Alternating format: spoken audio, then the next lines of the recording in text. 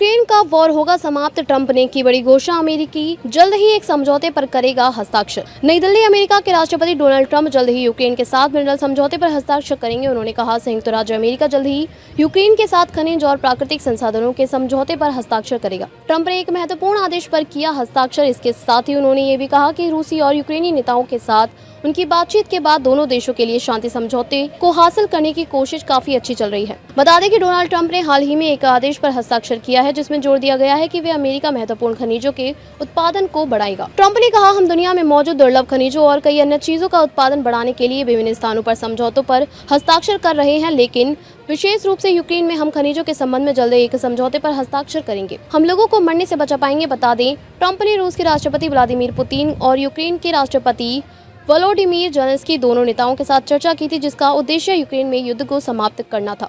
इस संबंध में ट्रंप ने कहा, हम इस युद्ध को समाप्त होते देखना पसंद करेंगे और हम हर हफ्ते हजारों लोगों को मरने से बचा पाएंगे। यही इसका उद्देश्य है। मुझे विश्वास है कि हम इसे पूरा कर लेंगे। बता दें, यूक्रेन और अमेरिका की ओर से कहा गया कि यूक्रेन के महत्वपूर्ण खनिजों संसाधनों के विकास के लिए जल्द से जल्द एक व्यापक समझौते को पूरा करने पर सहमत हुए हैं, जिससे ट्रंप कीव को दी गई सहायता के लिए संयुक्त राज्य अमेरिका को वापस भुगतान करने के साधन के रूप में देखते हैं।